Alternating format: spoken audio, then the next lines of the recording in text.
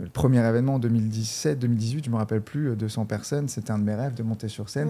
Je l'ai créé de toutes pièces parce que j'ai une période de ma vie où j'ai pas pu gérer la boîte correctement. Okay.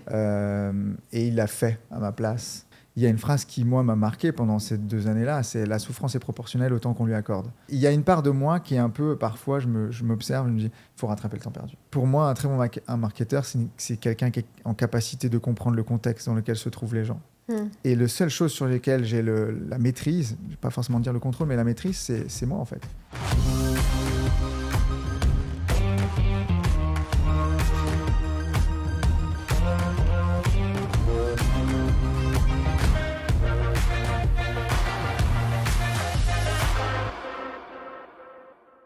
Hello Max. Salut Fanny. Comment vas-tu? Ça va très bien. Ravi d'être là. Moi, je suis aussi ravie de t'avoir sur le podcast Success. Écoute, j'ai une description de toi sur ChatGPT. Incroyable. Je pense qu'on peut rigoler sur cette description parce qu'à mon avis, elle est moyennement à jour. Sachez que je ne suis pas du tout au courant de ce truc-là et que je le découvre en même temps que vous. Alors, écoute bien. Bienvenue dans Success. Aujourd'hui, j'ai le plaisir d'accueillir Max Dorville, un entrepreneur passionné par le marketing Internet. Okay. Et le développement personnel. Fondateur de l'agence MDB Lab Marketing et de l'événement Business Booster Live, Max accompagne les entrepreneurs, consultants et coachs à propulser leur chiffre d'affaires au niveau supérieur sans sacrifier leur liberté. Fort de son expérience aux côtés d'entrepreneurs chevronnés et enrichi par ses nombreux voyages, il a développé une approche unique pour lever les blocages et atteindre des objectifs ambitieux. Dans cet épisode, nous explorerons son parcours entrepreneurial, ses stratégies de croissance et les clés pour réussir dans le monde des affaires. Préparez-vous à une conversation riche en enseignements. Max, bienvenue dans Success. Merci ChatGPT. Alors, t'en penses quoi de cette description? Il y a beaucoup de choses qui datent énormément. Je retrouve des mots que j'avais utilisés il y a quelques années. Mais bon, écoute, globalement, ChatGPT fait son travail, il va chercher des informations, il te les donne. Mais je pense qu'il y a beaucoup d'autres choses qui ont évolué depuis et qu'on va aborder aujourd'hui. Donc, ouais. Tu travailles aussi avec entrepreneurs.com actuellement. Tout à fait, en tant que directeur marketing depuis quelques temps. Ouais. Super. On va aussi peut-être un petit peu voir l'état. Comment tu te définis, toi, finalement, au-delà de cette description ChatGPT? Comment tu te pitches? Qui es-tu et que fais-tu? Écoute, cette question, elle est toujours intéressante parce que la plupart des gens répondent par ce qu'ils font. Moi, je préfère répondre dans un premier temps par qui je pense que je suis, tu vois, et ça change, ça évolue. Je me sens un explorateur, j'aime expérimenter, j'aime vraiment expérimenter, tu vois. Donc, plutôt quelqu'un d'extraverti.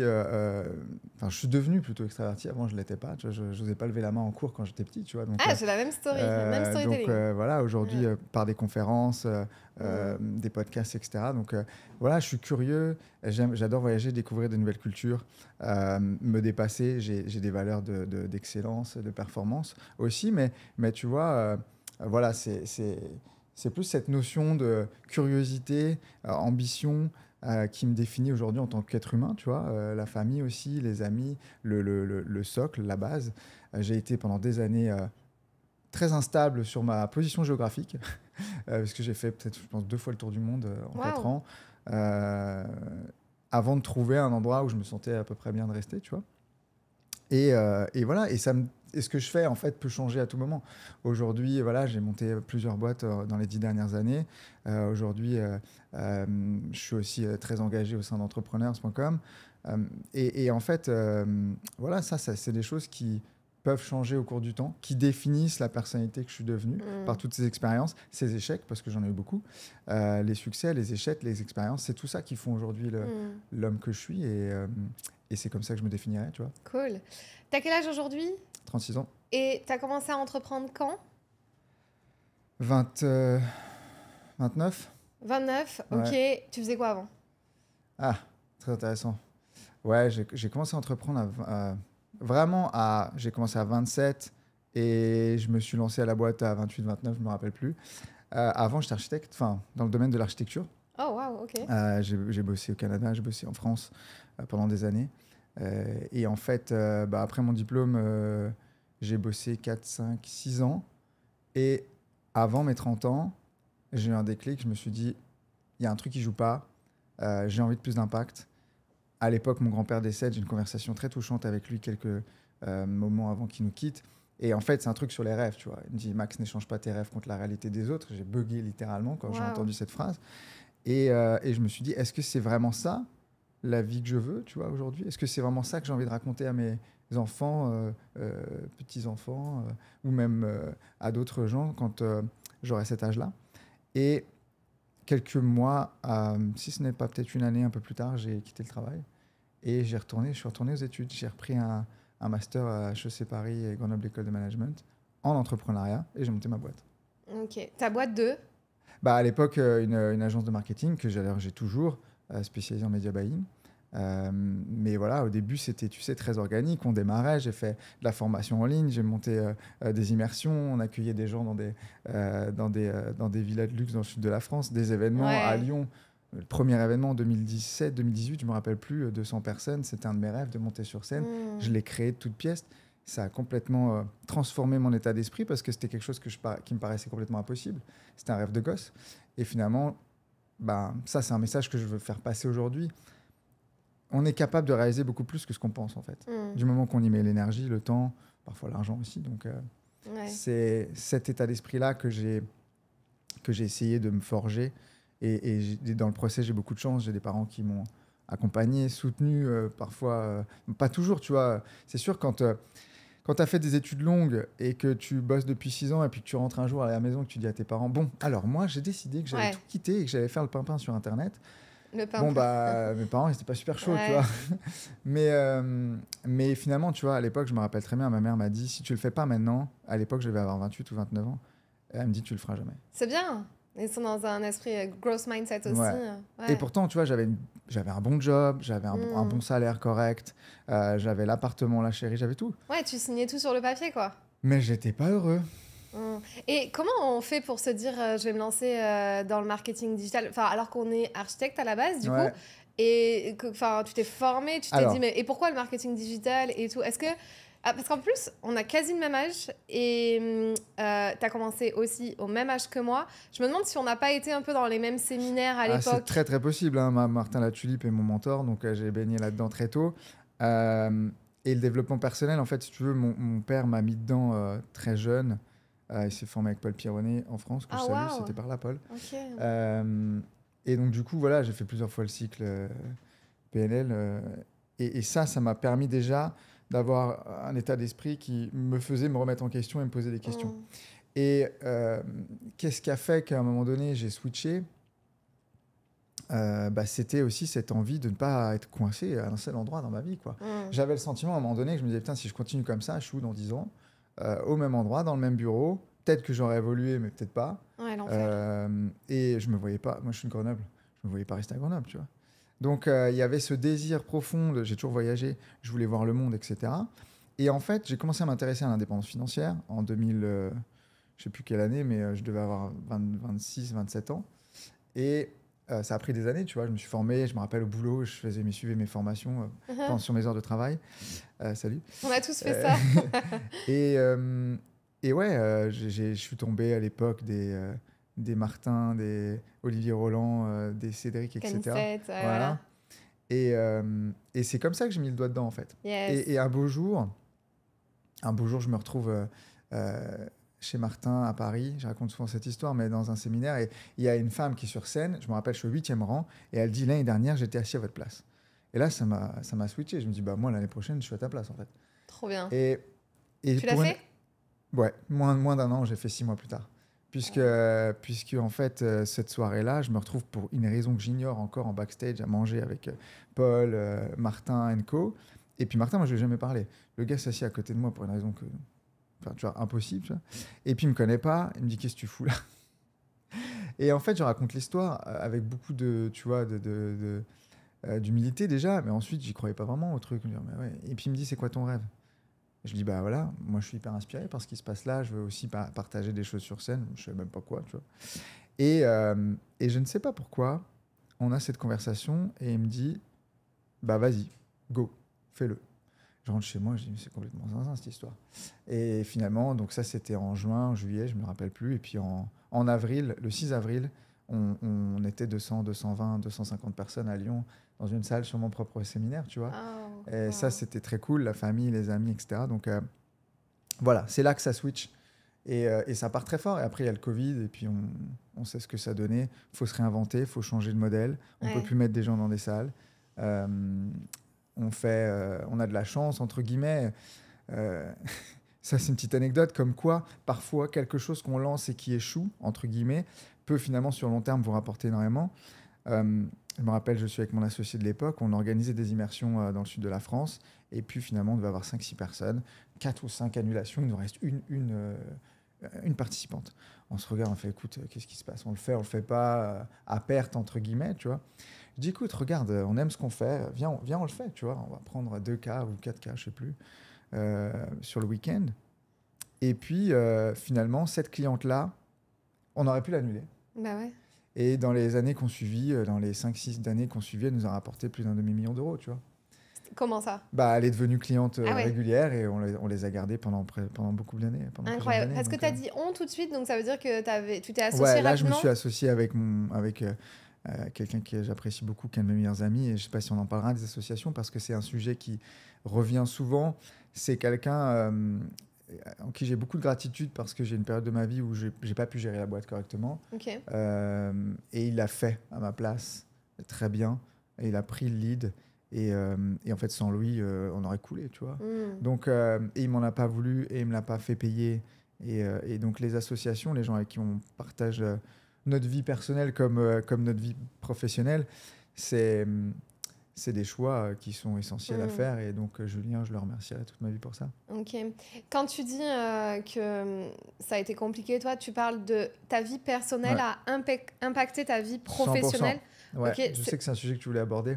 Ouais, pourquoi pas. Tu sais, sur le podcast Success, moi, j'aime bien l'entrepreneur derrière son business. J'aime bien connaître les coulisses et ce qui a fait le succès à un moment donné de quelqu'un ou le succès actuel. Et forcément, je crois profondément que le perso impacte aussi tout ce qui se passe. Et il impacte, et pas qu'un peu, tu vois. Je veux dire, ça, c'est quelque chose aujourd'hui que j'accepte de parler, mais pendant des années, je n'étais pas bien, donc je ne voulais pas le faire, c'est sûr.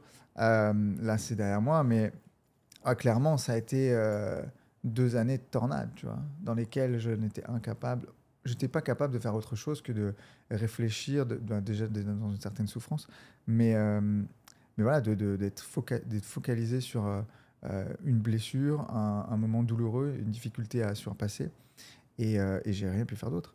Et en fait, si tu veux, à l'époque, quand tu es dans l'œil du cyclone, tu vois pas ce qui se passe autour de toi, c'est l'enfer, tu vois. Et peu importe quel que soit le problème, tu vois. Mais par contre, après, c'est là où tu découvres le cadeau caché. Où tu dis, j'ai grandi par rapport à ça, j'ai appris des choses sur moi, c'est des choses dont je vais pouvoir me servir pendant les 30, 40, 50 prochaines années. Tu vois. Et bien sûr, c'est très étonnant de voir à quel point notre vie personnelle impacte notre vie professionnelle. On est des entrepreneurs, on ne va pas au boulot de 9h à 19h, on rentre à la maison, on regarde une série, on s'occupe des enfants et on mange et le boulot est au boulot. Non, le boulot c'est 24/7. Hein. Donc s'il y a des choses qui sont difficiles à gérer émotionnellement et qu'en plus on a beau avoir beaucoup d'outils de développement personnel, de connaissance de soi, parfois on est pris en fait dans des émotions, tu vois. Ouais. Et ça, tu peux pas réfléchir, tu peux pas créer correctement, tu peux pas apporter de la valeur à tes clients, tu peux pas être disponible. Ouais, t'es pas focus quoi.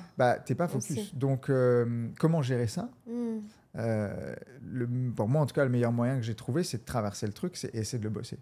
Je me suis dit, écoute, là il y a des choses que tu as besoin de travailler. Si ça arrive, c'est pas pour rien. Donc ça va te permettre d'être encore plus précis, d'être davantage de connaissance de soi. Et mes clients me le faisaient part, tu vois, quand dans ces moments-là, j'étais en consulting, en coaching, en accompagnement, peu importe. J'étais encore plus orienté sur eux, parce que les autres moments, j'étais tellement focus sur moi que... Donc, ça m'a permis d'avoir cet rééquilibrage à ce moment-là. Ouais, mais j'ai une question. Du coup, toi, tu avais un associé. Admettons quelqu'un, parce que je peux avoir dans mon audience ou des prospects ou même des clients parfois, où arrive ce tsunami. Ouais. Et justement, tu vois, ou la perte de quelqu'un de très proche, ou alors gérer. Je sais que j'ai une cliente en ce moment qui gère aussi son papa. C'est difficile, en plus de sa famille et en plus de son boulot. Comment on fait quand on n'a pas d'associé? Quel est ton point de vue par rapport à ça? Est-ce que tu crois qu'il faut vraiment sortir et se dire, OK, je prends toute ma trésor et je vis le moment présent avec ce qui se passe là et on verra plus tard le bise, ou j'essaie quand même de tout faire un peu, mais forcément c'est chaud? Moi je pense qu'il faut s'écouter, il faut faire du mieux possible. Tu vois, moi j'ai fait le choix j'avais de la chance, enfin entre guillemets de la chance, j'avais mis en place des systèmes qui m'ont rapporté de l'argent pendant ces 2 années-là. J'ai voyagé, je suis allé voir autre chose. Je me suis dit, qu'est-ce qui me fait du bien, tu vois? Si je veux m'en sortir, il faut qu'à un moment donné, je puisse aussi trouver un moyen qui me correspond pour me sentir mieux. Donc, ce choix-là, je l'ai fait parce que j'avais des conditions qui étaient spécifiques. Si dans d'autres conditions, j'avais pas, je ne sais pas, pas de revenus ou quoi que ce soit, bah, probablement que j'aurais dû faire autrement, tu vois. Donc, je te dirais, c'est très personnel. S'écouter, c'est la base pour moi. Et puis après, il y a une phrase qui, moi, m'a marqué pendant ces 2 années-là, c'est « la souffrance est proportionnelle au temps qu'on lui accorde ». Wow. C'est-à-dire qu'en fait, on choisit, entre guillemets, le temps que ça va prendre. Et moi, je vois ma mère, elle était là, même Max. Enfin, c'est difficile de voir ses enfants souffrir, je pense, tu vois. Et je disais, Mam, tu vois, fais-moi confiance. J'ai besoin de ce temps-là. Ça prendra le temps que ça prendra. Je sais que c'est long. Et donc, voilà, je pense que c'est très personnel. Et je pense aussi que c'est un choix. Et cette phrase, elle est assez vraie, en fait, finalement. Ça peut durer, pour certains, des courts moments, et pour d'autres, ça peut être plus long. Donc, c'est embrasser le process. On est entouré de nature, on fait partie de celle-ci. On a aussi des cycles. Et dans les cycles, bah, comme tout, tu as des cycles de renaissance, des cycles de mort. J'aime pas dire ça, mais tu vois, de laisser aller, quoi.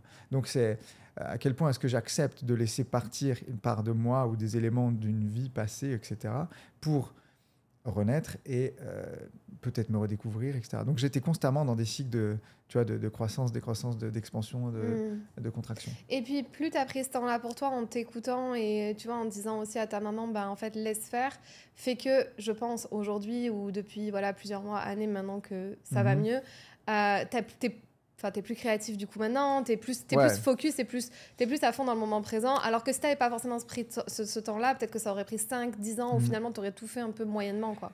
C'est ça. Après, putain, j'ai pas la réponse à ça. En tout cas, ce que je sais, c'est qu'aujourd'hui, effectivement, je suis davantage dans le moment présent. Quand je suis avec des gens, j'ai tellement passé à côté de choses pendant ces moments-là où, en fait, j'étais physiquement là, mon corps était là, mais moi, je n'étais pas là.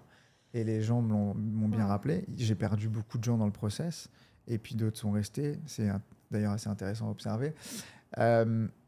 Mais en tout cas, ouais, aujourd'hui, ça me permet peut-être d'avoir ce recul, cet état d'esprit, et de me dire, voilà, effectivement, je sais qu'il y a ça qui a été vécu. Je le prends comme un atout. Et comment est-ce que je peux m'en servir aujourd'hui ? Il y a une part de moi qui est un peu, parfois, je m'observe, je me dis, il faut rattraper le temps perdu. Là, tu as raté du temps, etc. Donc, j'ai envie d'aller plus vite. Et du coup, bah, ouais, je mets peut-être un peu les bouchées doubles les derniers mois. Mais tu vois, ça, je suis en train de le réguler. Ça, je suis en train de le réguler. Okay. Donc tu as toujours ton agence avec ton associé ou pas ? Non, Julien, c'est intéressant aussi. Tu vois, c'est que des cycles. Ça faisait 7 ans. Ah, wow, et à un moment donné, il me dit, j'ai envie d'aller voguer vers d'autres choses. J'ai envie d'aller explorer d'autres trucs. Et ben, moi, je peux pas. Enfin, tu vois, je suis très content pour lui, quoi. C'est normal, ça fait partie du truc. Donc, oui, c'est sûr que c'est des phases de recalibrage, de repositionnement, etc. On doit réajuster. Il y a des choses qu'on a laissé tomber parce qu'il était là aussi très important. Et puis, j'ai gardé d'autres aspects sur lesquels j'ai délégué et qu'aujourd'hui, voilà, ça me tient à cœur encore d'avoir un lien avec cette boîte-là. Et puis, je suis un entrepreneur et je le resterai toujours. Donc, j'ai d'autres projets dans la hotte. J'ai d'autres collaborations, j'ai d'autres associés sur d'autres compagnies, toujours dans le domaine du digital, toujours dans le domaine de l'information. L'événementiel, j'adore, en fait. Ça fait des années que j'en fais. On en a fait moins ces derniers temps parce que c'est du temps, de l'énergie et du stress. Mais c'est quelque chose dans lequel j'aimerais pouvoir remettre du temps à l'avenir. Et parce que c'est un moment de plaisir à chaque fois, quoi, de pouvoir rassembler des gens. Et pourquoi tu te dis pas, là, tu as gardé un pied dans cette boîte, pourquoi tu t'es pas dit, genre, je vais la vendre, ou surtout si vous aviez... enfin, vous étiez tous les deux, c'était le projet à deux, et vous dire, OK, elle vaut quelque chose, peut-être ? En fait, j'en sais rien. J'ai même pas fait la valorisation. J'en sais absolument rien. Les choses se sont faites un peu organiquement et naturellement. Ouais. Et je pense que dans ma nature, la simple idée de me dire...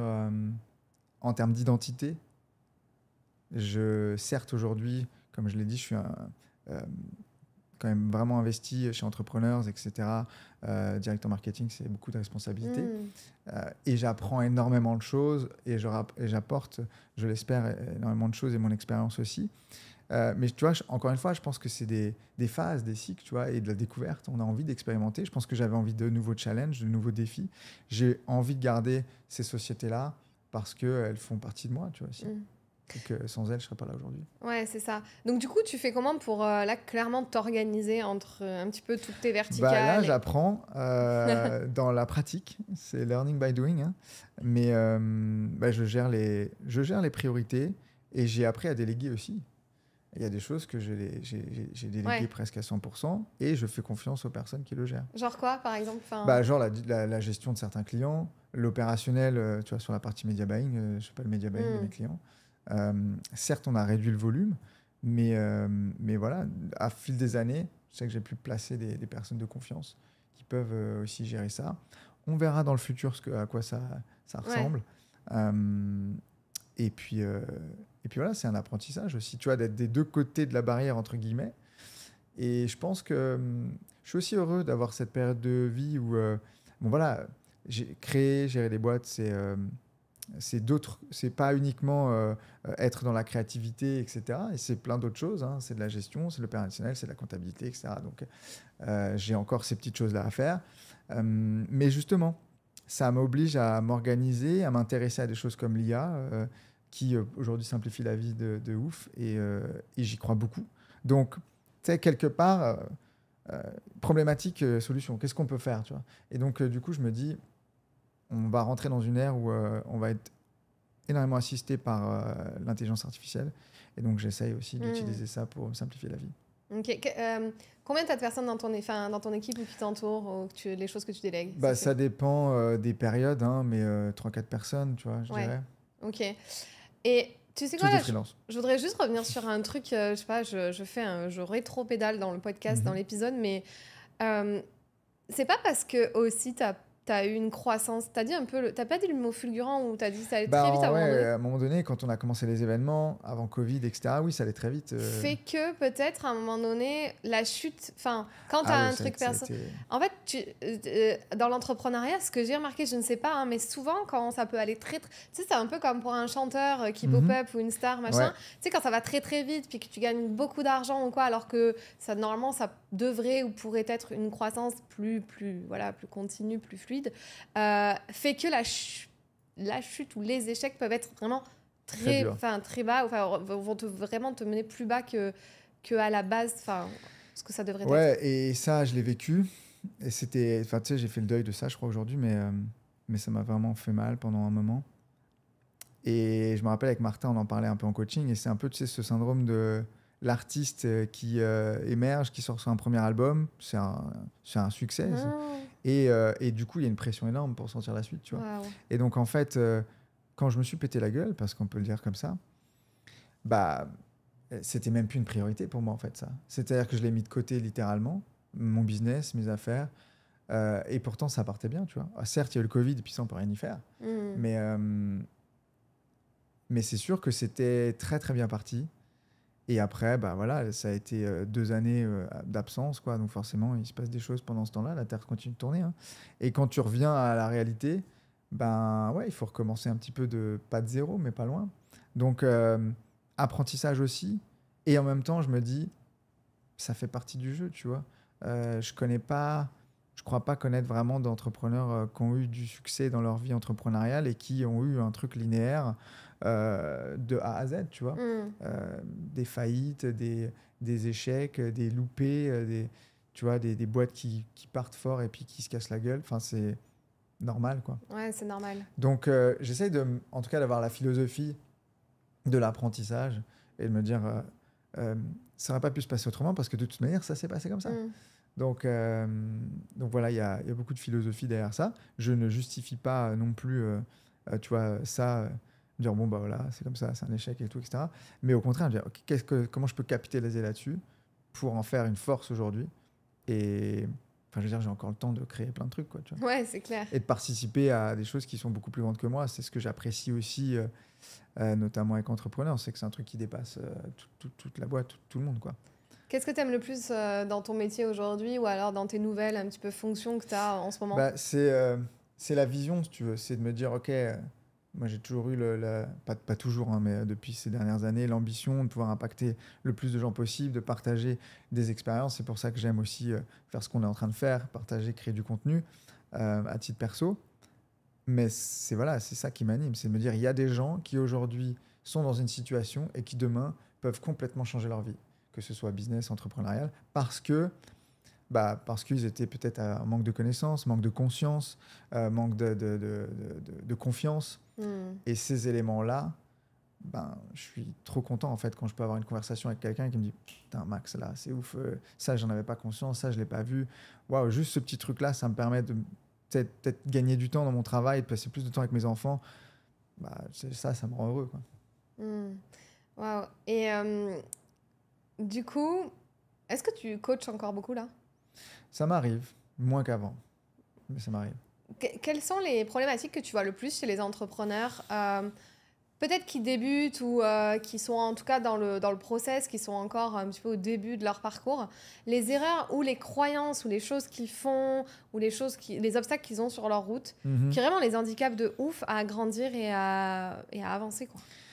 Ce qui est marrant, c'est que c'est toujours les mêmes, hein, et puis à tous les niveaux. En fait, c'est toujours les mêmes à tous les niveaux, mais avec des variations différentes. Et une des principales, c'est la croyance, limitante ou pas, soit de la valeur personnelle.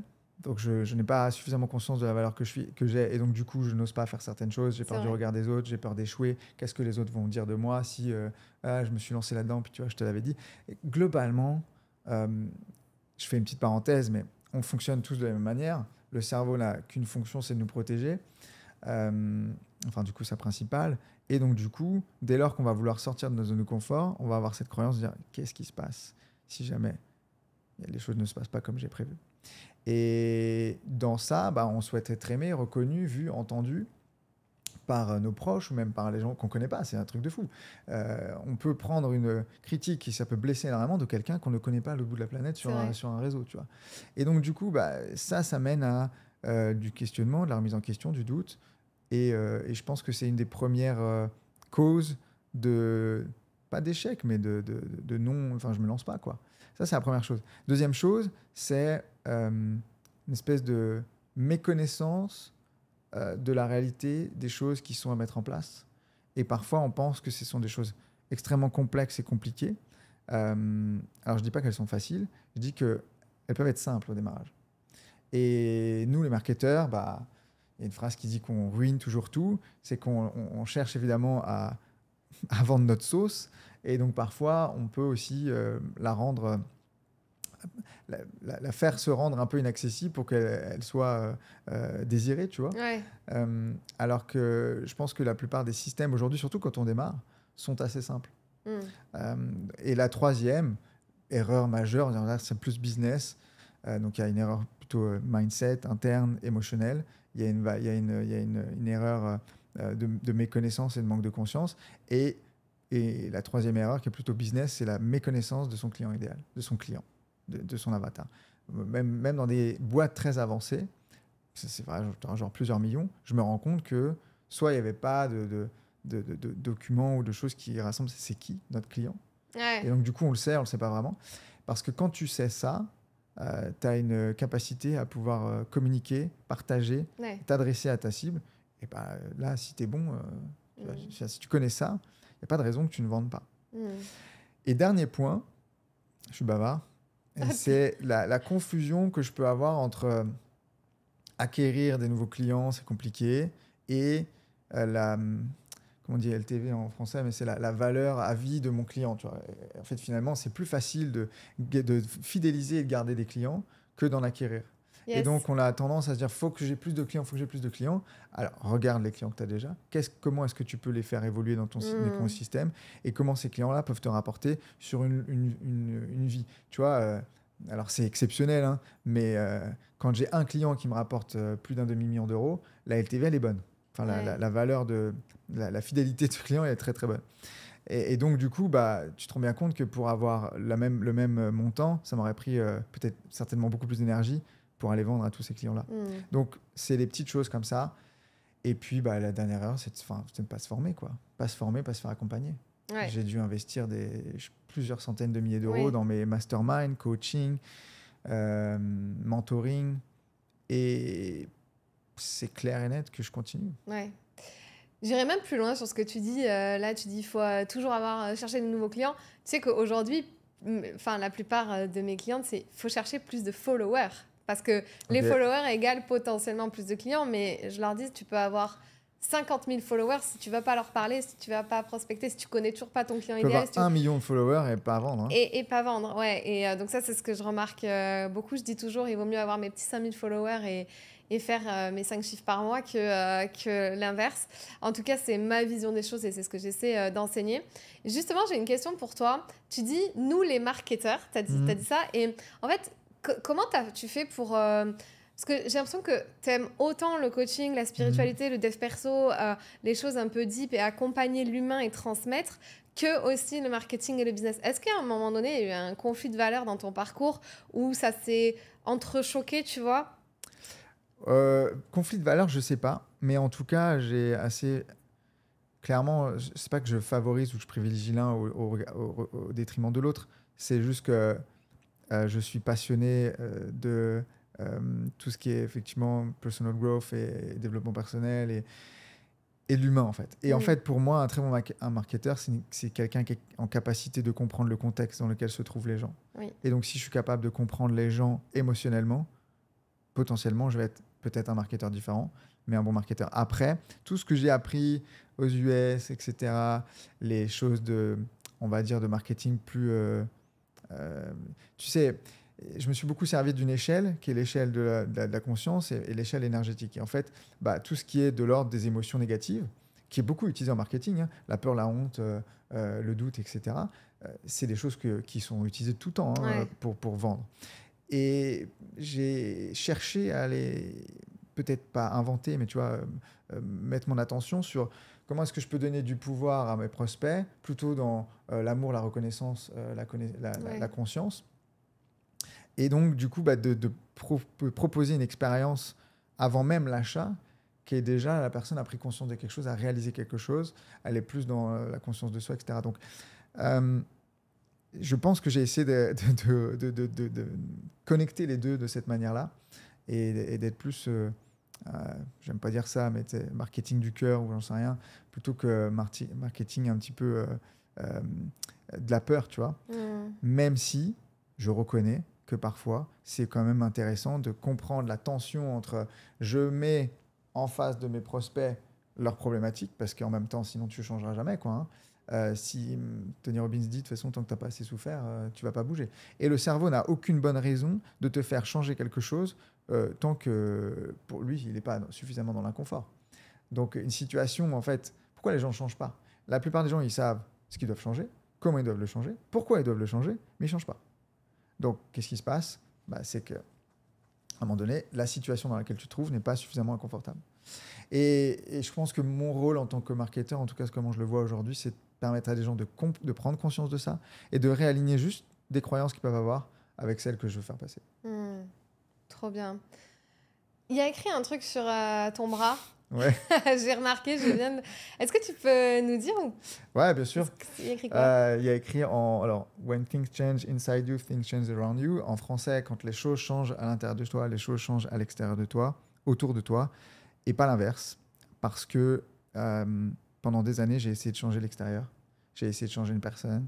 J'ai essayé de changer des choses pour qu'elles me conviennent et pour qu'elles me fassent me sentir bien.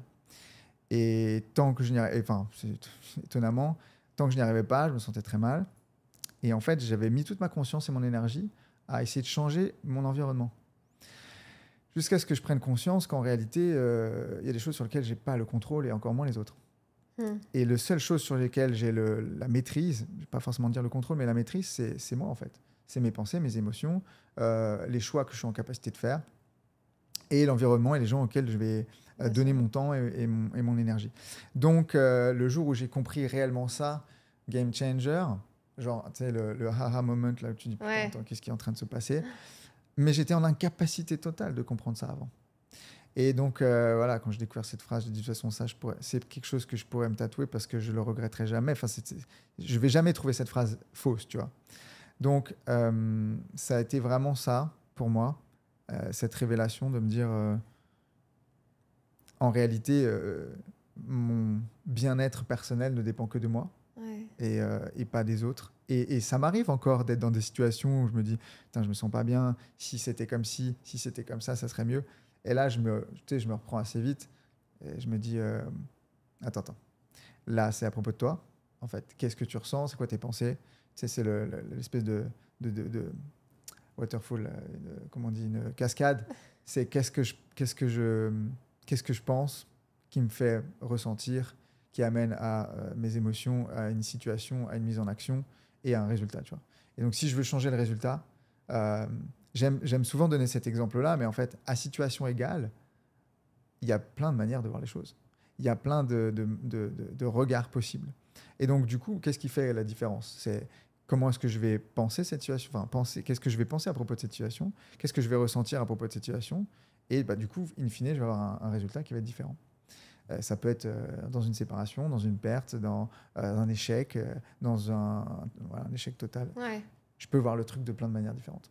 Et donc, je me rappelle à quel point je suis en maîtrise de ça et qu'il n'y a personne d'autre qui peut définir si je suis bien ou pas bien, parce que ça voudrait dire que je donne les clés de chez moi à quelqu'un que je connais pas ou que je connais même, et c'est pas une bonne idée.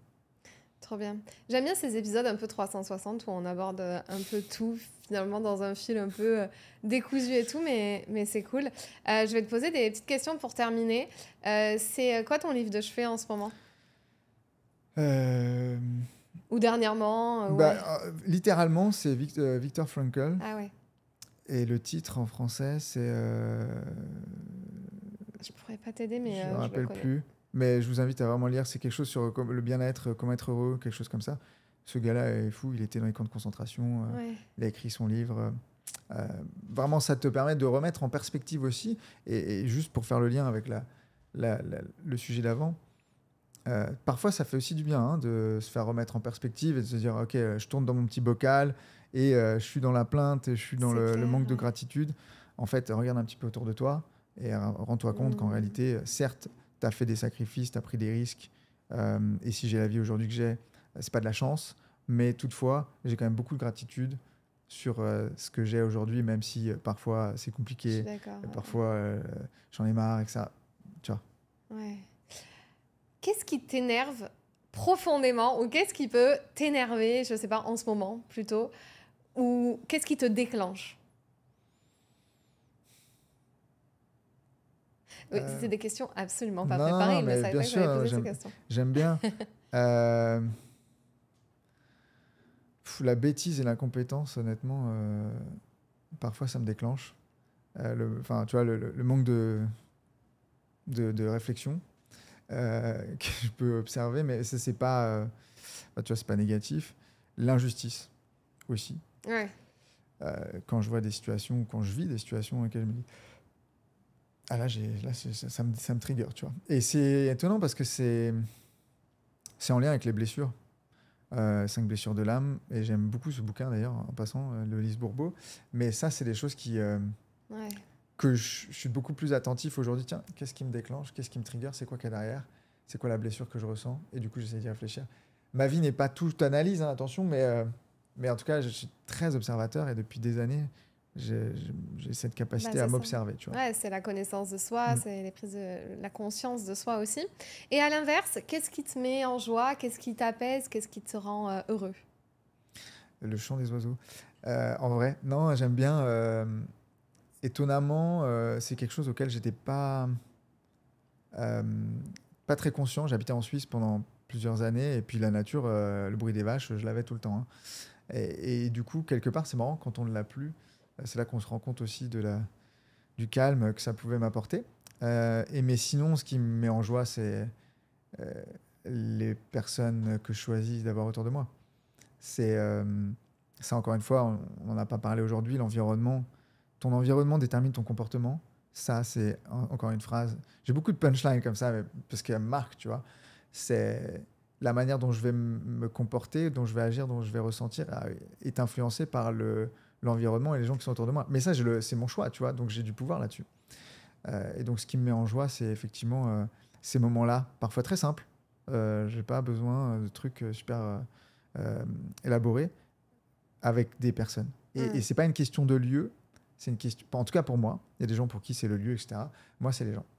Je vais me sentir en joie avec les bonnes personnes autour de moi. Tu fais attention à qui tu fais rentrer dans ta vie maintenant? À 100%. Ah ouais? 150 000%. Parce que maintenant, j'ai les red flags. Avant, je les avais pas. Tu fais quoi? Tu fais une liste de non négociables? Est-ce que ça enlève un peu la spontanéité, la surprise de rencontrer les gens? Alors, ça n'enlève pas du tout la surprise parce que je me laisse des espaces disponibles jusqu'où dans ma vie pour ça. Ouais. C'est hyper important.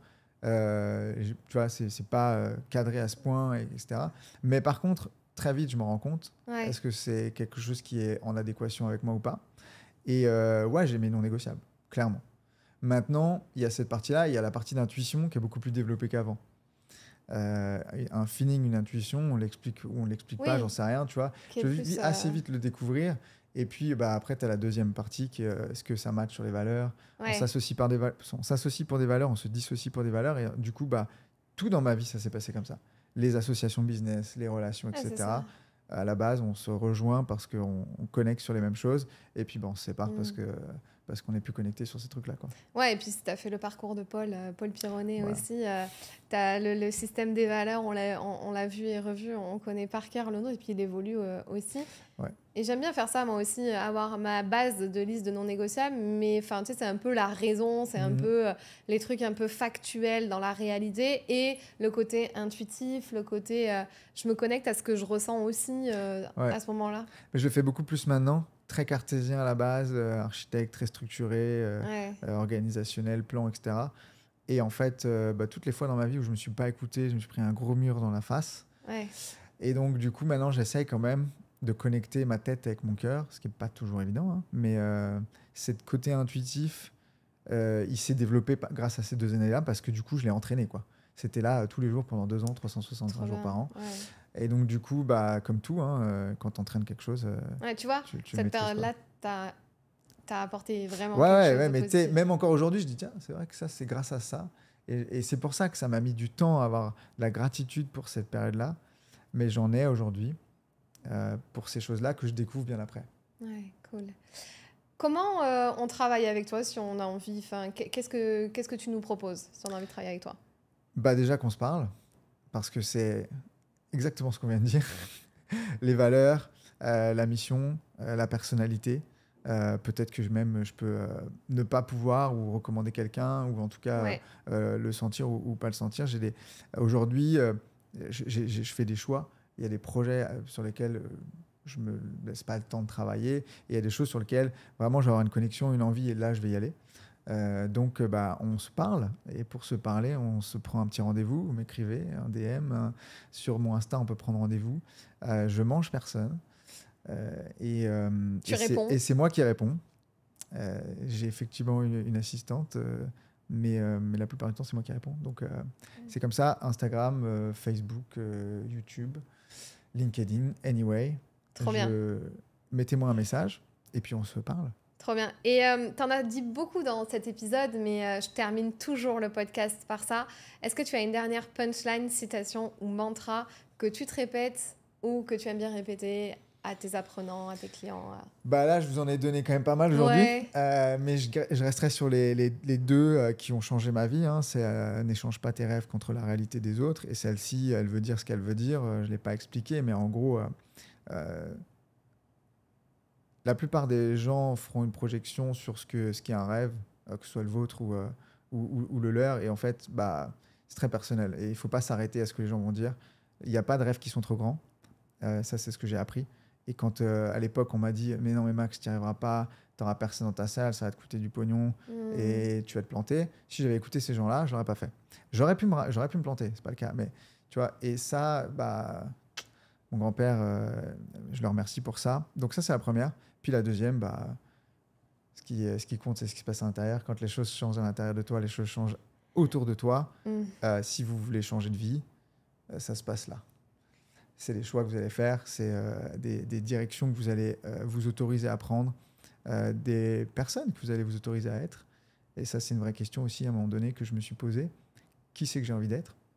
comment est-ce que j'ai envie d'être perçu aussi, parce que finalement, c'est aussi une question du regard des autres. Et peu importe l'âge qu'on a, quand on a 15 ans, 16 ans, les parents disent « Mais qu'est-ce que tu veux faire ?» Et en fait, c'est super dur de répondre à cette question « Qu'est-ce qu'on veut faire ?» Et en fait, même aujourd'hui, parfois, c'est pas évident. Et j'ai remplacé cette question par « Qu'est-ce que j'ai envie de vivre ?» Et en fait, c'est beaucoup plus simple. Qu'est-ce que j'ai envie de vivre au quotidien ? Dans quel environnement j'ai envie d'évoluer ? Avec quelle typologie de personnes j'ai envie d'avoir dans ma vie ? Quelles sont les émotions que je veux avoir chaque jour ? Et évidemment, elle va me dire j'ai pas envie d'être stressé, j'ai envie d'être dans un environnement sympa. Ok, fais la liste de tout ça et regarde, c'est quoi la prochaine action que tu peux mettre en place. Et je sais que c'est des beaux discours et tout, etc. Mais je vous assure que ça se passe comme ça. On ne change pas. Tu sais, c'est comme le mec qui va jamais à la salle de sport. Salut. Et qui d'un coup prend la décision de dire ok, ça y est, je m'y mets, et qui va s'enquiller 4 heures de salle de sport. C'est pas comme ça que ça marche. En fait. C'est progressif. Mais en même temps, avec le dev perso, tout peut changer tellement vite. Bien sûr, tout peut aller très vite. Par contre, ça part d'une décision. Et on ne peut pas décider quelque chose dont on n'est pas conscient. Donc, la conscience, c'est le point de départ. Et pour être conscient, c'est quoi ? C'est s'entourer des personnes qui ont fait le chemin avant nous, avoir des conversations intéressantes, lire des bouquins qui peuvent te trigger. Mais moi, ce qui a changé ma vie, c'est les gens. Je suis allé chercher des gens qui étaient absolument là où j'avais envie d'aller. J'avais rien à leur apporter. Tu prends à l'époque Yannick Alain ou quoi, je me rappelle, je l'ai écrit et tout, il m'a même pas répondu, tu vois. Puis finalement, aujourd'hui, on est très amis, et puis il est même venu plusieurs fois speaker chez moi. Mais c'est qu'est-ce que je peux apporter aux gens autour de moi, et me positionner comme un giver, comme un apporteur de quelque chose, et un créateur de valeur, ou une créatrice de valeur. Et on l'a tous. On a tous un potentiel de ouf en nous, ça j'en suis sûr. C'est juste que malheureusement, il est pas sublimé parce qu'on est avec plein de ces couches de